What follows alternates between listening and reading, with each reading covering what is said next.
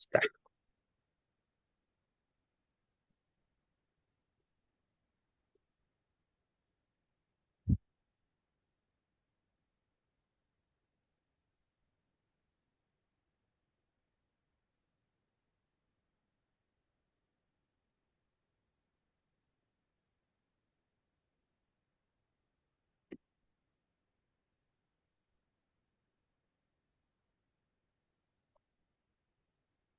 Bienvenidos a los que ya se sumaron. Vamos a esperar unos minutitos, a- así que habían más inscriptos y ya le vamos a dar comienzo, ¿eh?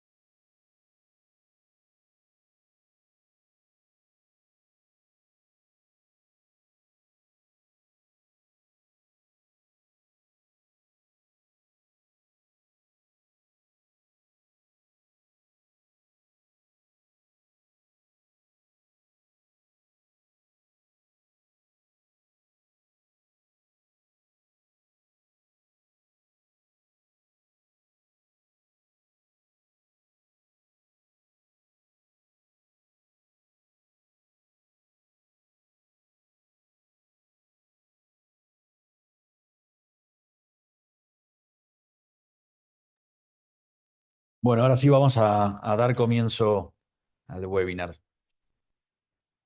Bueno, primero y principal, bienvenidos a todos. Muchas gracias por participar. Esta es una nueva edición de los webinars que vamos a ir haciendo recurrentemente, ¿no? Que organizamos junto a Banco Base. Para nosotros desde Value es súper importante no solamente facilitarnos una herramienta que les permita optimizar todo lo que tiene que ver con sus pagos internacionales, sino también acompañarlos con contenido que entendemos que puede ser de valor para la toma de decisiones. El día de hoy estamos junto a Fernando. Fernando es parte del equipo económico de Banco Base y es especialista en todo lo que tiene que ver con Estados Unidos y él nos va a estar contando un poco qué es lo que podemos esperar y darnos por ahí un panorama más claro sobre lo que puede llegar a pasar con el peso y cómo puede impactar eso en el negocio de cada uno de ustedes, ¿no? Así que vamos, la dinámica va a ser, primero lo vamos a escuchar, él va a hacernos una presentación y luego al final de todo vamos a tener un espacio para que puedan hacer las preguntas que quieran y Fernando va a ir respondiendo uno a uno lo que nos dé el tiempo que tenemos estipulado. Así que nada, muchas gracias Fernando por acompañarnos hoy. ¿Qué tal, José? Muy buenas. Muy buenos días a todos y pues bueno, muchas gracias por tenerme aquí con ustedes. Pues si quieres, iniciamos de una vez. Déjenme les comparto la presentación. Ahí, listo, ya se ve. Perfecto. Bueno, pues la perspectiva económica de Estados Unidos durante este periodo de Donald Trump, ¿no? Donald Trump vino a mover muchas cosas de los que teníamos acostumbrados, ¿no? Es normal, cambio de presidente, cambio de un presidente que entró de manera muy fuerte, con una popularidad sorpresivamente alta. Pero bueno, vamos a ver qué fue lo que sucedió un año antes, es decir, el último año del periodo de Biden.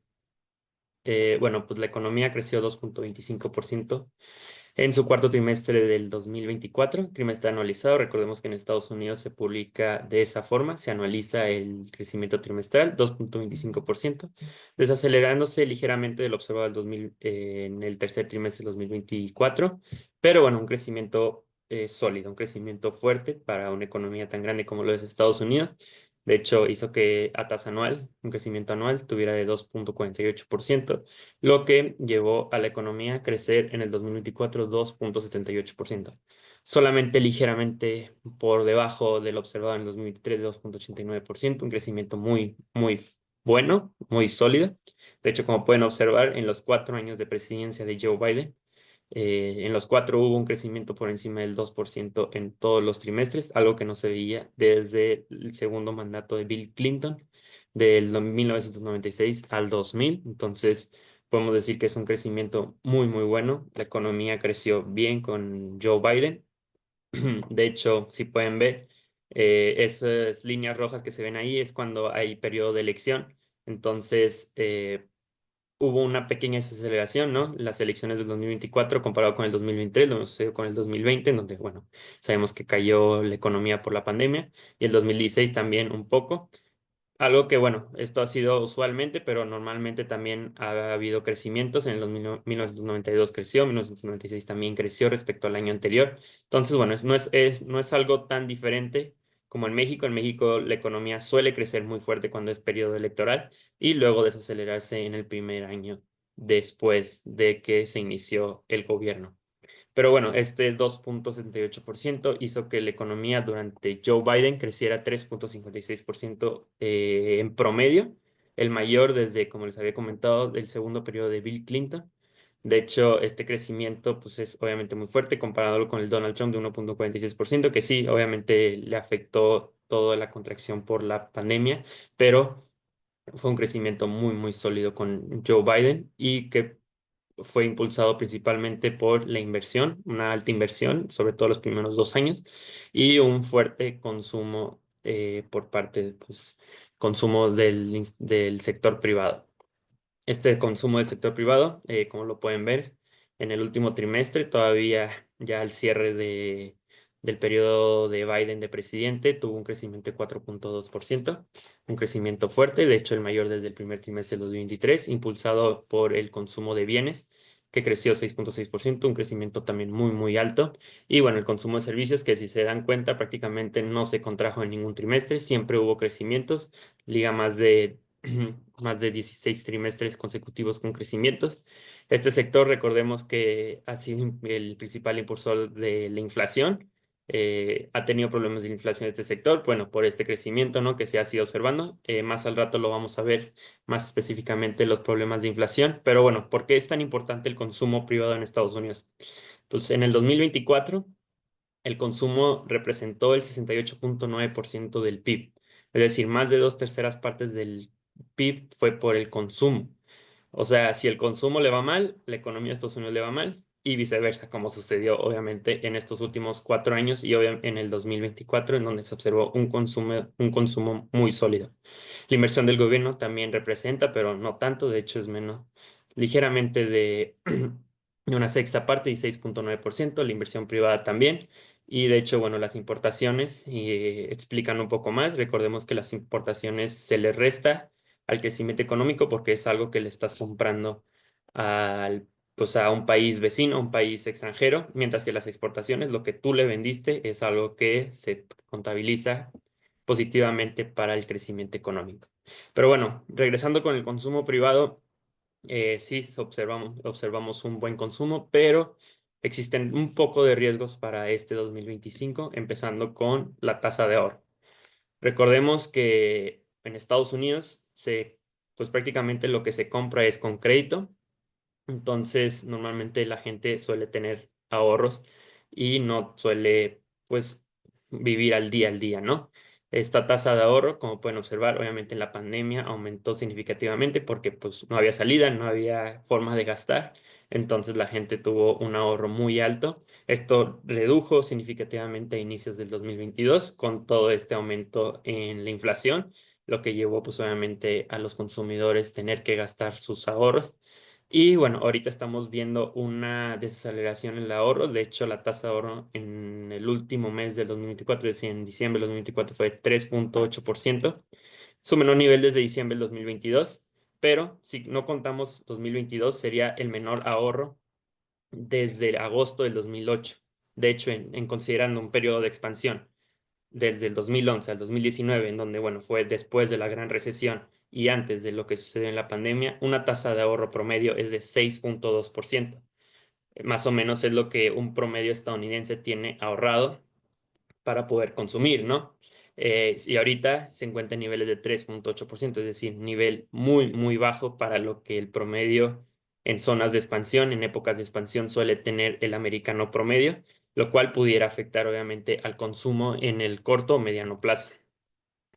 Otra situación de riesgo pudiera ser la tasa de morosidad. Como les había comentado, el crédito es un factor importante en Estados Unidos. Prácticamente todo se consume a crédito, por lo que las tasas de interés de las tarjetas de crédito suelen ser algo importante.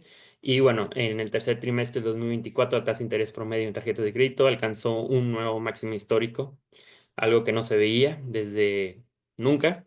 Esto bajó ligeramente en el cuarto trimestre de 2024 a 22,8%, pero para el americano promedio esta tasa de interés es altísima, ya que no suelen estar pagando, no suelen estar pagando el monto final todos los meses, siempre lo dejan con intereses. ¿Por qué? Pues porque suelen acostumbrarse a que los intereses son muy bajos en Estados Unidos.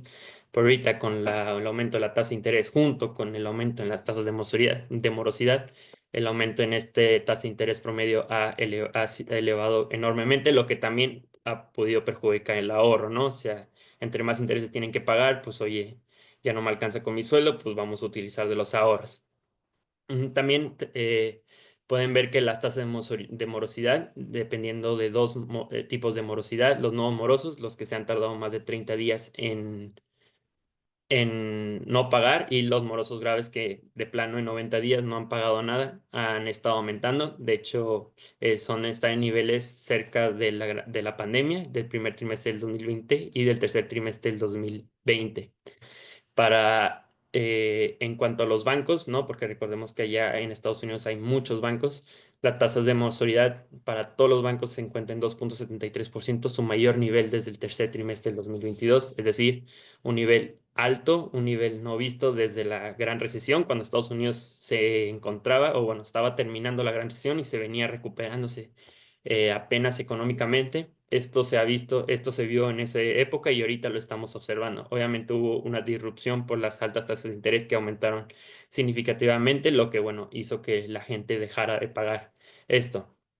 ¿En qué afecta eso, no? Porque pues decimos, no, pues son los bancos los afectados, nosotros no. Bueno, pues los bancos al tener mucha morosidad, pues obligan a tener que cobrar una tasa de interés aún más alta. Y bueno, obviamente al final termina afectado el consumidor. Las tarjetas de crédito se observan en niveles cerca del 2011. Los 100 bancos más grandes también se encuentra su tasa de morosidad cerca del 2012, las tarjetas de crédito también del 2011. Entonces, bueno, vean la tasa de las tarjetas de crédito de bancos medianos y pequeños, 7,48%. En el segundo trimestre del 2024 alcanzó un 7,83%, su mayor nivel en registro, y ahorita bajó un poco, 7,48%, pero sigue siendo un nivel muy, muy alto, sobre todo para lo que Estados Unidos está acostumbrado. Y bueno, pasamos un poco al mercado laboral. ¿Cómo le fue a Estados Unidos en el 2024? Recordemos, bueno, en enero, perdón, se publicaron las cifras de diciembre, en donde se observó que en Estados Unidos se crearon 2,23 millones de posiciones laborales, algo que prácticamente la Fed, la Reserva Federal, dijo: "Ah, regresamos a la normalidad", ¿no? Esto es un número bien, es un número que se vio prácticamente en el periodo del 2011-2019. Ya pasamos lo de la pandemia, luego la recuperación de la pandemia, todo esto, y ya regresamos a niveles estables, ¿no? Algo que obviamente la Fed agradece, ya que la inflación, bueno, ahorita lo vamos a ver, ha estado medio controlada. Sin embargo, en febrero se publicaron las actualizaciones de más de 6 años, en donde se vio que pues Estados Unidos no creó más de 2 millones y no creó menos de 2 millones de posiciones laborales. En promedio, cerca de los 160,000 empleos creados por mes.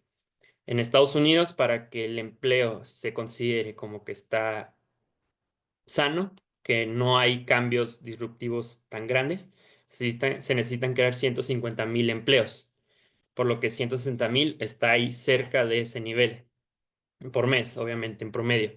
Entonces, estas revisiones nos hizo dar cuenta que probablemente en Estados Unidos el mercado laboral no está tan fuerte como parece. De hecho, como pueden observar, todos los subsectores eh, recibieron una revisión hacia la baja, con excepción de el subsector de servicios educativos y de salud, que, como pueden observar, el 50% de la representación total de los empleos fueron únicamente por ese subsector. Y por parte del gobierno, es decir, el sector público, se crearon 451,000 empleos, es decir, el 22,6% del total. Esto quiere decir que, obviamente, si estos dos sectores no hubieran mostrado fuertes creaciones de empleo, pues el mercado laboral en Estados Unidos no estaría como está ahorita, no lo estarían anunciando como que todo está bien, sino estaríamos preocupados y posiblemente cerca de una recesión en Estados Unidos. Eh, Esto es normal, por ejemplo, para el sector del gobierno. No, no es normal que se hagan tantos empleos. En el 2023 se crearon cerca de casi 700,000 empleos, su mayor nivel desde 1966, algo muy, muy alto, lo que llevó a que por cada empleo, por cada 2,5 empleos que se creaban en el sector privado, se creaba uno en el sector público. ¿Qué significa eso? O sea, imagínense, ¿cuántas empresas no hay en Estados Unidos? O sea, demasiadas, hay demasiados empleos, hay demasiada pues se busca que haya empleos en Estados Unidos, no muchas empresas se contratan y solamente 2,5 empleos creados en ese sector, que es el sector privado, fueron del sector público. O sea, ¿cuál es la cantidad del sector público que se crearon? Muy, muy alta. Y bueno, en el 2024 prácticamente pues de 3,4 empleos del sector privado fueron uno del sector público. Entonces, estamos diciendo que el sector público es el que ha estado eh, pues empujando, ¿no?, al mercado laboral junto con el otro sector, el de servicios educativos y de salud. Pero pues esto es obviamente algo que no es bueno para el mercado laboral. O sea, queremos que el mercado laboral tenga suficiente empleo para muchos subsectores, no solamente para algo en específico. Eh, y bueno, pasándonos, recordemos que en Estados Unidos hay cada que se publica el reporte de empleo, se publican dos encuestas. La encuesta de los establecimientos, que es la que vimos ahorita sobre esto. Esto es lo que publica la encuesta de los establecimientos y la encuesta a los hogares, que publica el número de empleados que fueron creados. En la encuesta de los establecimientos se crean posiciones laborales. Aquí es el aumento en el número de empleos. Esto, bueno, les decidí poner esta gráfica porque pudiera ser también que la gente ya no tiene lo necesario para con un empleo, ya les falta pues el dinero, el capital para poder subsistir, entonces necesitan buscar un segundo empleo y esto se puede notar aquí, el número de pluriempleados, es decir, las personas que tienen dos o más trabajos, alcanzaron un nuevo máximo histórico en enero de 8,76 millones de pluriempleados. Esto equivale a un 5,3% sobre el total de los trabajadores. También empatando con niveles, pues en el 2024 se observó este nivel de 5,3%, en el 2019 también se observó un 5,3%, pero un 5,4%, el cual se encuentra cerca y con esta tendencia al alza parece que lo va a conseguir, ese nivel es del 2008, justo antes de que comenzara justo durante la gran recesión. Entonces, hay indicios de que el mercado laboral tampoco esté tan saludable como parece. Y bueno, por último, que es por lo que también el empleo no ha sido un factor tan alarmante como pudiera estar sucediendo, es por la tasa de desempleo. Recordemos que a mediados del 2024 la tasa de desempleo comenzó a subir muy, muy fuerte pasando de 3,8 a 4,2% en cuestión de meses. De hecho, que la tasa de desempleo crezca por 3 meses consecutivos solo había ocurrido en la gran recesión, por lo cual, bueno, el mercado y en Estados Unidos, sobre todo la Fed, comenzó a preocupar de que posiblemente el empleo se haya estado enfriando muy, muy fuerte. Pero lo que, bueno, de hecho llevó a que a que la Fed recortara 50 puntos base. Pero bueno, esto parece ser que se controló. De hecho, la tasa de desempleo ha ido disminuyendo a un 4,0% en enero. Y bueno, pues parece que no está tan mal como pudiera suceder, al menos con la tasa de desempleo. Pero vamos a otra parte en donde pudiéramos ver cómo en Estados Unidos ha estado afectando el empleo, perdóname, la deuda de total de Estados Unidos ha ido creciendo muy, muy fuerte. Para eso entró este departamento de eficiencia llamado Dodge, no sé si lo hayan oído hablar, que ha estado ahorita muy, muy sonado en Estados Unidos. Creado por Donald Trump, dirigido por Elon Musk, esta deuda pues ha ido aumentando muy fuerte. Es una deuda insostenible para cualquier economía, pues obviamente menos para Estados Unidos al parecer todavía es sostenible, pero es una deuda que sigue y sigue creciendo. Por lo que, bueno, entró este departamento para poder empezar a reducir un poco este gasto. Esto lo podemos ver, bueno, si lo ponemos como déficit fiscal por mandato presidencial, vemos como el déficit con Biden fue muy alto, 7,7 mil millones de dólares, perdón, 7,7 billones de dólares, un déficit alarmante para cualquier economía, por lo que, bueno, al parecer Trump va a querer revertir eso. Eso también por el gasto de intereses como parte del gasto total. Ha ido creciendo alarmantemente. En el 2024 fue de 13,06%, nivel no visto desde 1999. Por lo que también, o sea, esto, imagínense, o sea, del gasto total de Estados Unidos, que fueron cerca de 6,6 billones de dólares en 2024, el 13% fue solamente para pago de intereses. No para mejorar carreteras, no para mejorar sistema de salud, no para nada, solo para pago de intereses por esta deuda tan alta. Entonces, obviamente, Estados Unidos quiere cambiar esto. Donald Trump puso a cargo a Elon Musk para que se dijera esto. Pero bueno, ¿en qué se gasta Estados Unidos su dinero? La economía, gasto gubernamental, el seguro social es donde más gasta, cerca del 1,5 mil millones de dólares, y salud, cerca del 1,000 millones de dólares. Perdón, cerca del billón de dólares. Para el parte del seguro social es 1,5 billones de dólares, es decir, trillion en inglés, ¿no? Recordemos que en la parte del empleo, ¿no? En la parte de servicios educativos de salud, ¿no? El 50% de los empleos creados en el 2024 fueron por este sector, posiblemente por este alto gasto que tiene el gobierno dentro. Por más que sea el sector privado, pues sí, es el gobierno inyectando dinero a ese sector. El sector privado obviamente lo agarra y pues dice, podemos contratar más. Entonces, si viene este hombre a decir, no, pues ya no podemos gastar tanto dinero, hay que reducir completamente el dinero para que no tener un déficit tan alto, para que la deuda comience a disminuir, posiblemente haya un efecto en estos dos sectores que equivalen cerca del 35% del gasto total. De hecho, equivalen cerca del 8% del PIB. Y bueno, pudiera afectar obviamente a este sector y pudiera afectar aún más el mercado laboral, no solo de la parte del gobierno, que también ha dicho que busca eliminar la contratación del personal, que busca prácticamente hasta despedir a mucha gente. De hecho, ya lo comenzó, le he llamado las renuncias voluntarias, pero pudiera tener también un efecto negativo en el mercado laboral, esto que pudieran hacer con el gasto total. Y bueno, pasando un poco rápido a la inflación, ¿qué ha sucedido con la inflación? La inflación se ha acelerado, lleva 4 meses consecutivos de aceleraciones, llevando del mínimo alcanzado en septiembre a un 3% otra vez en enero. Esta aceleración, pues obviamente perjudica al objetivo de la Fed, de querer regresar al 2% la inflación, vuelve a, pues obviamente a que la Fed decida no recortar la tasa. Recordemos que en septiembre del año pasado la Fed recortó la tasa en 50 puntos base, luego volvió a recortar la tasa 2 veces más en 25 puntos base, es decir, la Fed ha recortado la tasa en 100 puntos base, pero parece que en este año la Fed no va a seguir con ese ritmo.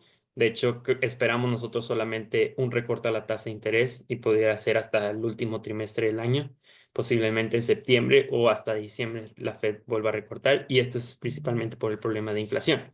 Obviamente, si vemos que el mercado laboral continúa desacelerándose muy, muy fuerte por todos estos cambios que planea hacer el Departamento de Eficiencia, Dodge, posiblemente la Fed decida recortar más la tasa. Pero hasta ahorita, como va la inflación y cómo va el empleo, esa es nuestra perspectiva. De hecho, bueno, como pueden ver, la inflación mensual fue de 0,47% en enero, una inflación altísima, no vista desde agosto del 2023. ¿Por qué sucede eso? Porque, pues a pesar de que el sector servicios continúa desacelerándose, como pueden ver aquí, eh, los otros sectores han comenzado a acelerarse, ¿no? El sector energético, que había mostrado inflaciones negativas, ha comenzado a acelerarse, el sector de alimentos y el sector de las mercancías. Todos estos sectores en el 2024 ayudó a la baja hacia la inflación, mostrando deflaciones, pero en los últimos 3 meses parece que ya no va a suceder. De hecho, el sector de energía ha mostrado inflaciones muy, muy altas, lo que, bueno, ha perjudicado a la inflación general y a que se vuelva a mostrar esas aceleraciones. Sin embargo, recordemos que el sector servicios, que es el principal dentro del componente subyacente, que el componente subyacente suele medir la inflación en el mediano plazo, si continúa con estas deceleraciones, pues los rápidos golpes de los precios en los energéticos y de los alimentos pudieran en un momento disminuir y llevar a que la inflación continúe con su tendencia a la baja. A pesar de eso, bueno, pensamos que la inflación en Estados Unidos va a cerrar en el 2020, en 2025 con un 2,8%, es decir, todavía alejado del 2% de la Fed, por eso solamente esperamos un recorte a la tasa. Para el 2026, ya con Trump un poco más establecido, ya las políticas ya más establecidas, sobre todo la parte del Dodge y la eficiencia gubernamental, en donde, bueno, ya tenemos los trabajadores, vamos a seguir contratando personal, etcétera, etcétera, ya la inflación pudiera disminuir a un 2,3% para el cierre del 2026. Es decir, todavía no alcanzan el objetivo. Y bueno, ahora sí, vamos a la parte que ahorita se está hablando mucho, ¿no? De por qué Trump quiere poner aranceles. Es verdad que tiene un alto déficit comercial. Eh, bueno, primero, el déficit comercial de Estados Unidos en 2024 estuvo cerca del billón, es decir, de un trillón, 918 mil millones de dólares tuvo como déficit de Estados Unidos, cerca del máximo alcanzado en el 2022, es decir, un déficit obviamente impresionantemente alto. Pero bueno, recordemos que Estados Unidos así es su economía. Estados Unidos es un país consumidor, o sea, todos los países quieren exportarle a Estados Unidos, ¿no? Y bueno, por esto es lo que sucede, todo el problema que tiene Estados Unidos ahorita pues con estos países, ¿no? China, México, que han sido los más sonados, obviamente con China, ni se diga, desde el 2016 empezó esta guerra comercial con China, y con México pues no ha tenido guerra comercial, pero el déficit ha ido aumentando, a diferencia de China que ha ido disminuyendo. Pero bueno, ¿por qué creen ustedes que con México no ha tenido una guerra comercial con China? Si, oye, pues ponte a ver cuáles son los países que más déficit tengo. China, México y Vietnam, bueno, con esos quiero hacer mi guerra comercial. Yo creo que más que todo, Trump, bueno, su primer mandato, en 2016, impuso los aranceles para que China no superara a Estados Unidos como la economía más grande. De hecho, con la tendencia que llevaba China en el 2016, ahorita mismo ya estaría a nada de superar a Estados Unidos como la economía más grande del mundo. Entonces, Trump, pensando en esto, decidió comenzar esta guerra comercial con China para que sus exportaciones no fueran tan altas, sobre todo hacia Estados Unidos, ¿no? Era eh, perjudicar a Estados Unidos dos veces, ¿no? China se aumentaba sus exportaciones, aumentaba su PIB, y Estados Unidos aumentaba sus exportaciones, disminuía su PIB, ¿no? Eso afectaba obviamente a Estados Unidos.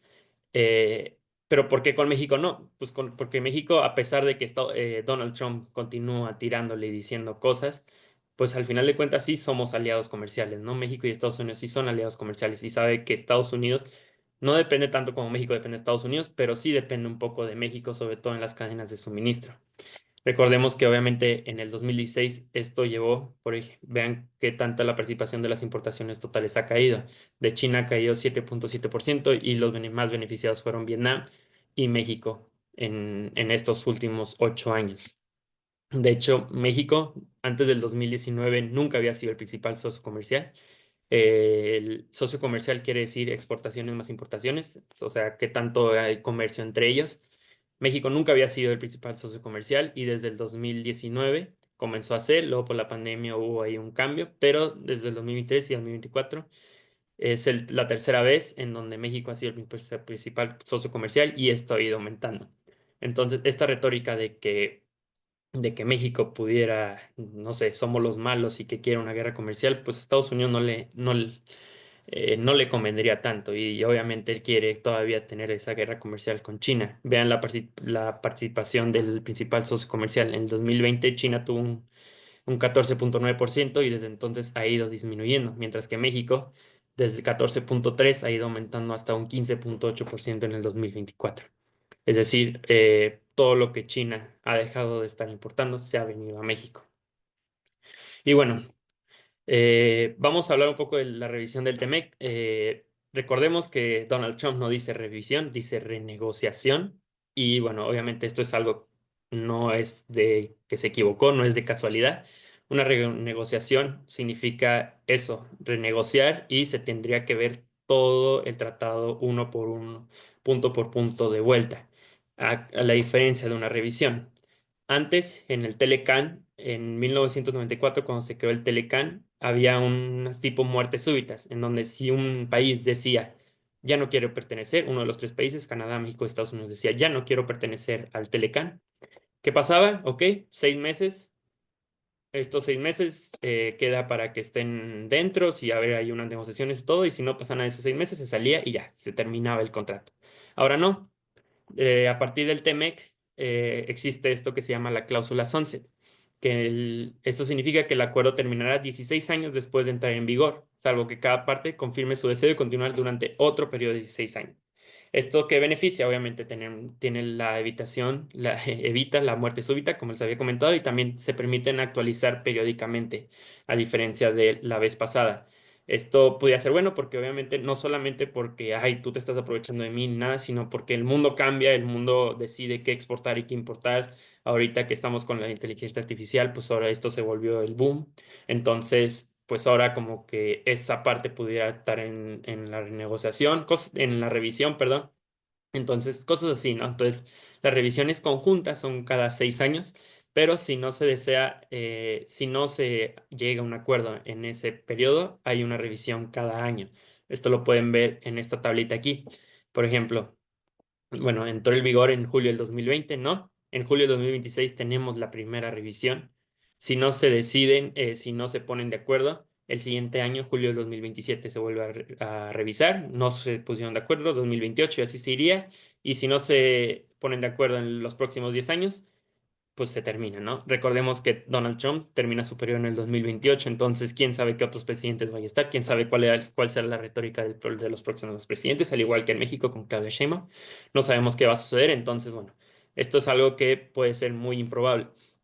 Por lo tanto, si en otro ejemplo en donde sí se acepta la revisión y sí los tres países están de acuerdo, pues se reprograma la siguiente revisión en los próximos 6 años hasta julio del 2032 y obviamente se aumenta la extensión de que el periodo del TEMEC de cuánto dura.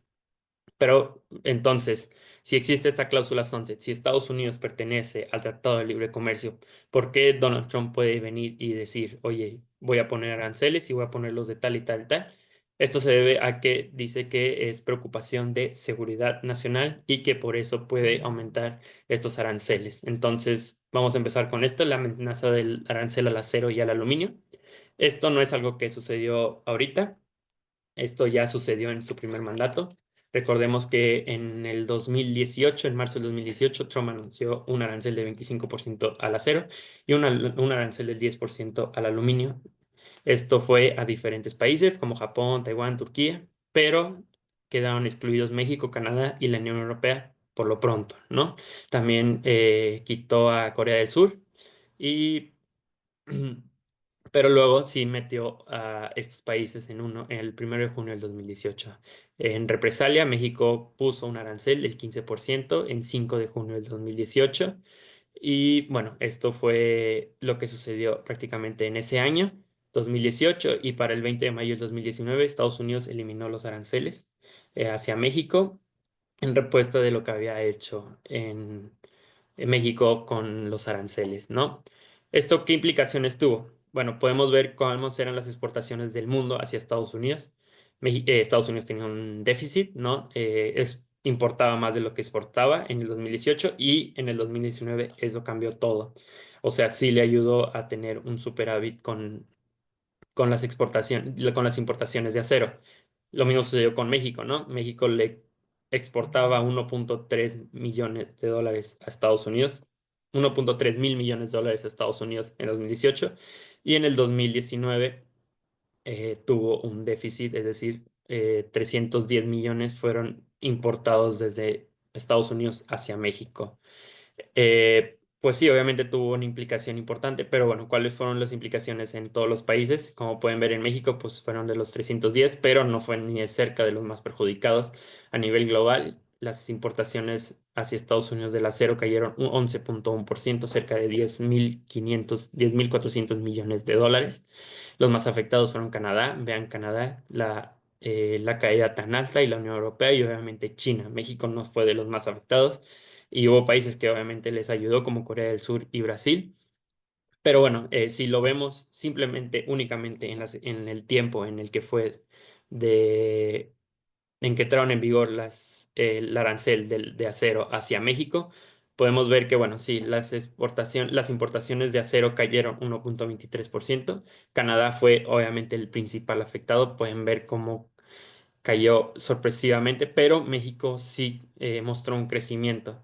O sea, a pesar de que el arancel estaba impuesto, México aún así exportó más de lo que antes hacía, sorprendiendo obviamente, pero esto pudiera ser porque un arancel universal pues afecta a todo el mundo, ¿no?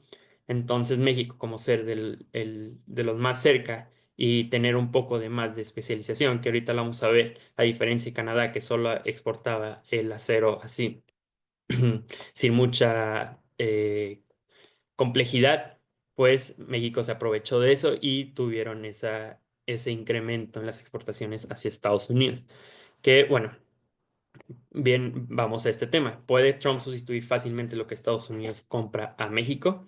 Ya entrando un poco más a la parte de México, porque, pues sí, obviamente, si Estados Unidos decide poner un arancel universal, digo, un arancel hacia México del 25%, México no solamente entraría en una recesión, sino entraría en una crisis económica, o sea, le afectaría enormemente, eh, porque las exportaciones como porcentaje del PIB en México son más del 70% y pues a Estados Unidos ni se diga.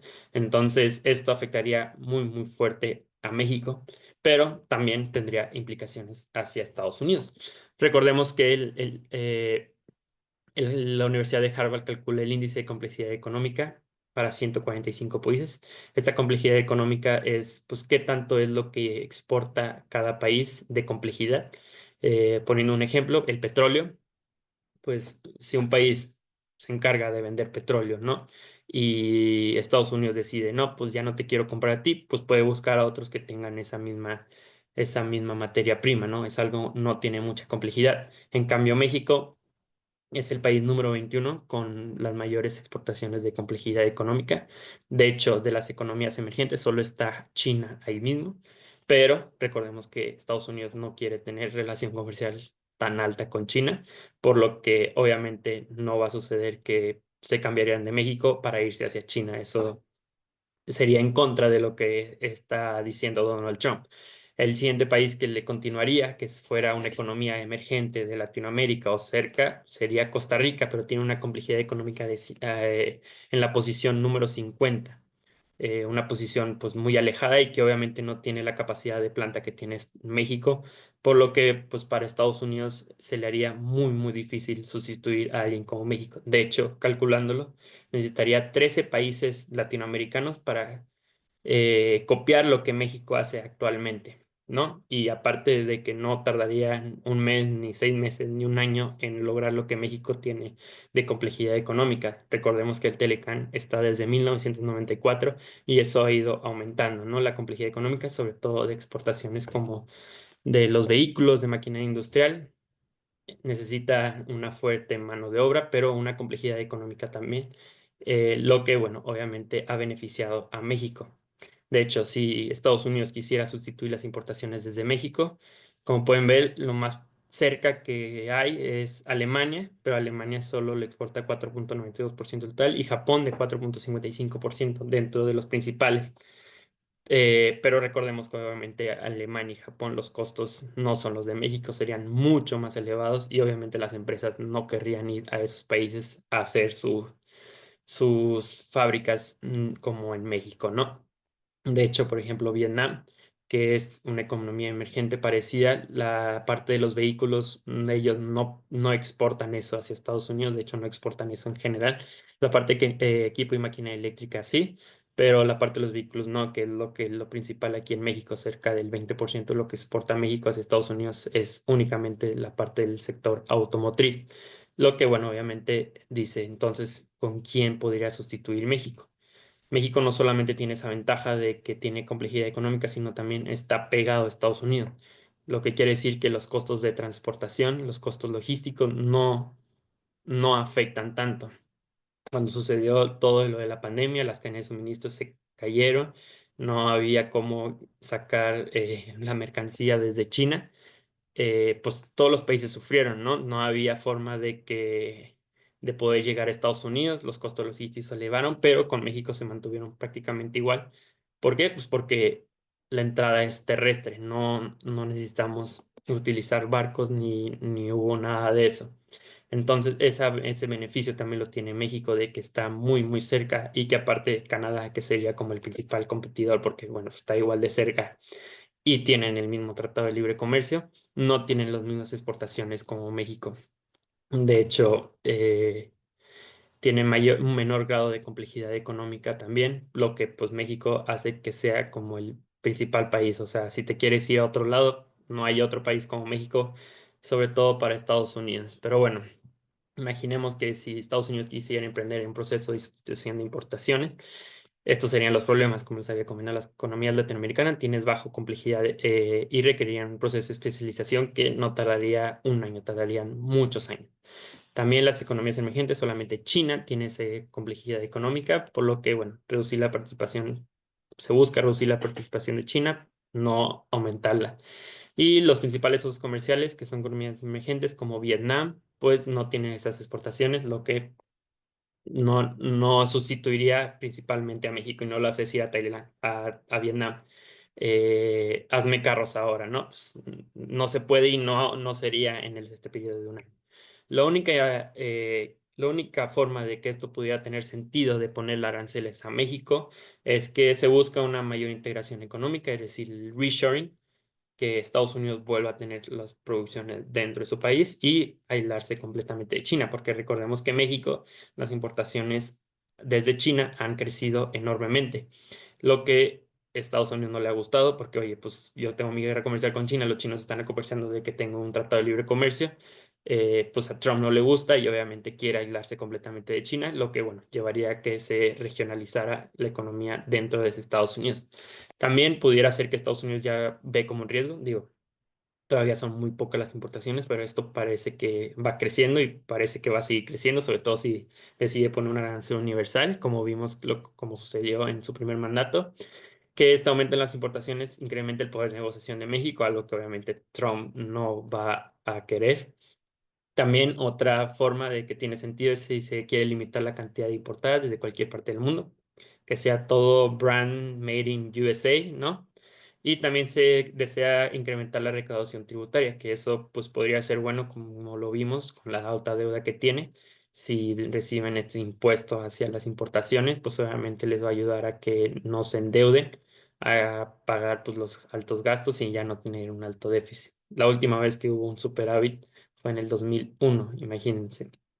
Desde entonces ha habido déficits eh, gubernamentales y se ha tenido, la deuda pues ha ido creciendo, ¿no? Y bueno, por último, una implicación económica de las deportaciones masivas. Estados Unidos, bueno, Donald Trump cuando entró a su presidencia envió dos órdenes ejecutivas relacionadas con esto: declarar emergencia nacional en la frontera con México y proteger la fronteras de su país. Estas dos órdenes ejecutivas menciona que el aumento de inmigrantes indocumentados en los últimos 4 años se considera como una invasión y que algunos inmigrantes han entrado a Estados Unidos para espionaje o actividades terroristas y cosas así, ¿no? Entonces, hay tres escenarios en las que podría llevarse a cabo dependiendo, ¿no? De estas dos zonas ejecutivas. El primer escenario es que pues la entrada de inmigrantes vuelve a lo normal, 200,000 al año, la frontera sur se sella y bueno, se mantiene esta normalidad que estaba sucediendo durante la administración de Trump, pero que aumentó enormemente en la administración de Biden a 1,45 millones al año. En el segundo escenario, no solo la frontera se sella, sino también comienzan las deportaciones masivas y el número de inmigrantes pasa de los 13,6 millones que se calculan que hay en el 2024 y que hay actualmente, bajan a los 10,7 millones que hubo previo a la administración de Biden. Esto implicaría una caída de población indocumentada del 21%.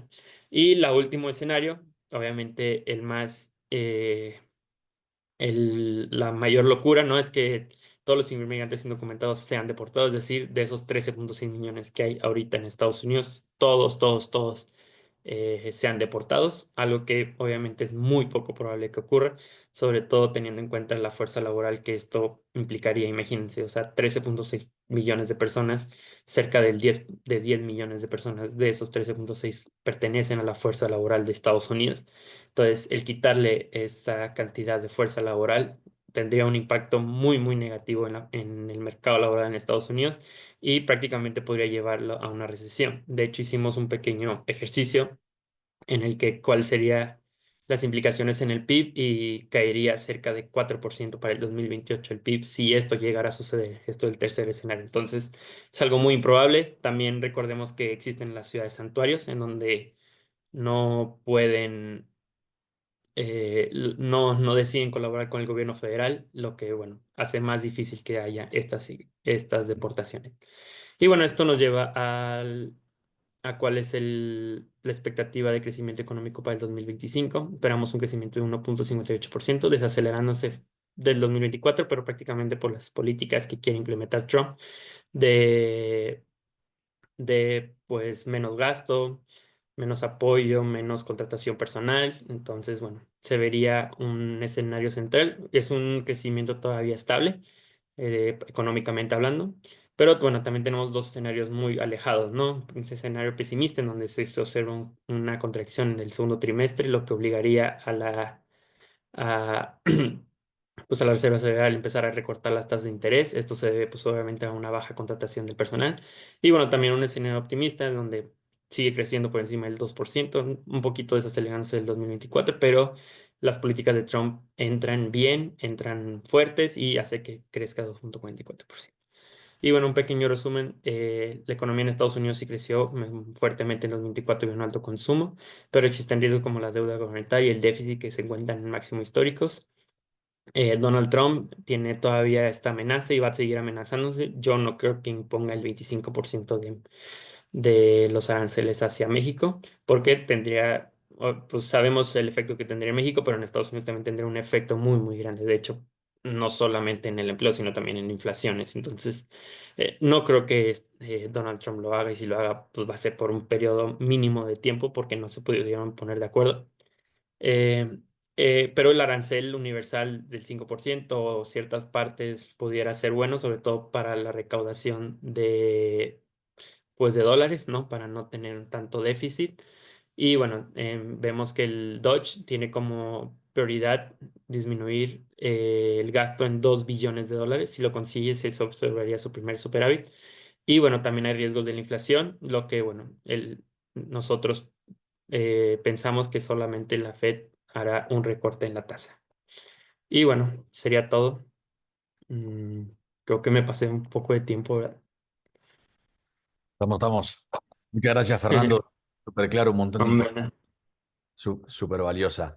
Ahora la idea es abrir el espacio para que hagan las preguntas. Tienen un botoncito que dice preguntas frecuentes o Q&A. Ahí pueden hacer el clic y cargar las preguntas que quieran para Fernando. Vamos a dar unos minutos para ver si hay algunas preguntas.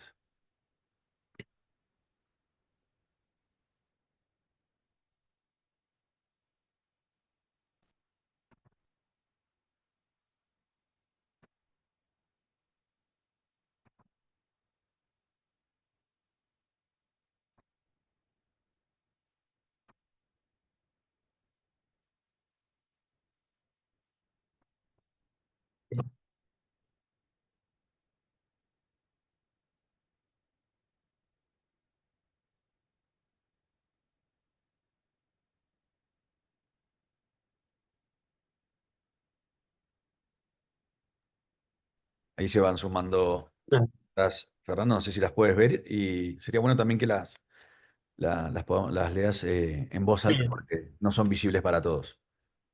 Ah, ok, perfecto. Bueno, en los diferentes escenarios que mencionaste, ¿cómo podría ir variando el tipo de cambio?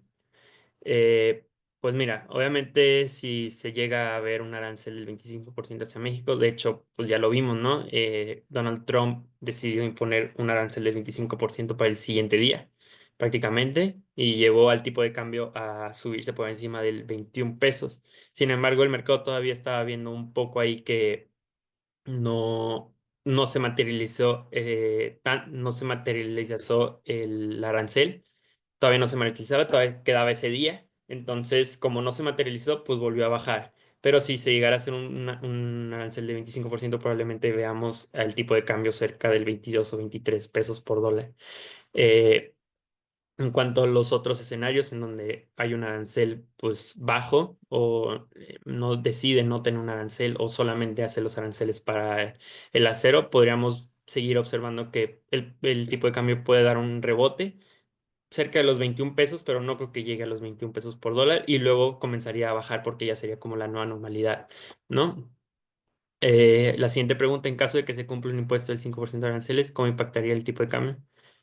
Ah, bueno, pues es como lo que comentara. El 5% de aranceles, pues al principio sí tendría un impacto negativo, sobre todo si es específicamente hacia México. Probablemente el tipo de cambio suba a 21 pesos por dólar, pero no creo que suba más de eso. Y luego ya comenzaría otra vez la bajada del tipo de cambio, porque sería como la nueva normalidad. Sobre todo que, pues, parece ser, sobre todo, por ejemplo, el secretario Marco Rubio dice que hay buena relación de México con el gobierno de Estados Unidos. Entonces, esos comentarios ayudan a que el tipo de cambio, pues, se mantenga bajo. De hecho, ahorita estamos como a 20.30, 20.25. ¿Por qué? Porque no ha habido amenazas y las amenazas que hay son para muy lejanas. Entonces, todavía no suceden estos. Para el tipo de cambio, ¿cuál es el escenario pesimista y cuál es el optimista? Pues el pesimista sería ese, el arancel del 25%, lo que llevaría al tipo de cambio pues, 23 pesos por dólar, inclusive hasta 24 pesos dólares, como sucedió en la primera administración de Trump, en donde no hubo arancel, pero pues la gente le creía. Ahorita ya la gente, el mercado ya no le cree tanto. Entonces, hasta que no suceda, no va a haber un cambio tan fuerte en el tipo de cambio. Y un optimista, pues obviamente no hay arancel o hay un arancel universal. Y pues yo creo que el tipo de cambio pudiera bajar inclusive por debajo de los 20 pesos por dólar, cerrar en el 19.50 pesos por dólar. ¿En qué sectores productos se estima que se puedan fijarse aranceles? Se estima que disminuye la demanda de esos productos. ¿Qué impacto tendría en México? Pues mira, en el sector automotriz, la verdad es que no creo. O sea, Donald Trump es un empresario. Donald Trump sabe lo que los empresarios le cuestan, lo que los empresarios tienen de actividad económica aquí en México. Entonces, en el sector automotriz o en los sectores fuertes como los computacionales, no creo que vaya a tener un arancel.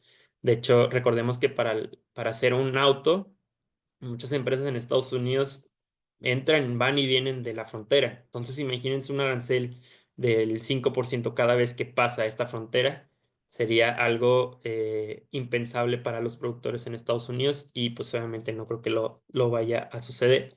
Pudiera haber el arancel hacia el acero, pudiera suceder como sucedió en el 2016, pero la verdad yo creo que si es universal el arancel, como les comento, en vez de afectar a México, ayudaría a México, como lo observamos en el primer periodo de Donald Trump. Entonces, pues sí, o sea, si hay un arancel universal, probablemente México sea el más beneficiado porque pues, México tiene el Tratado de Libre Comercio con Estados Unidos y México es el que se encuentra cerca de Estados Unidos. Entonces, eso pudiera ayudar.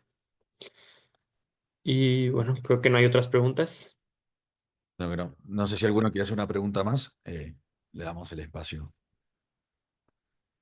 Y aprovecho en el medio para comentarles que luego de finalizado el webinar van a estar recibiendo un correo electrónico con la presentación que nos hizo Fernando para que puedan profundizar ahí en lo que crean que vale la pena y también la posibilidad de dejar una reseña y de contarnos por ahí qué otros temas, ¿no? Podrían ser de interés para que abordemos en una próxima edición, ¿no?